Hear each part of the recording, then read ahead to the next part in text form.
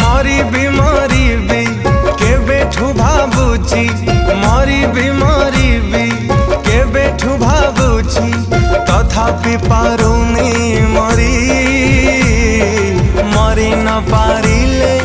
तो निज हाथ रे मरी न पारिले तो निज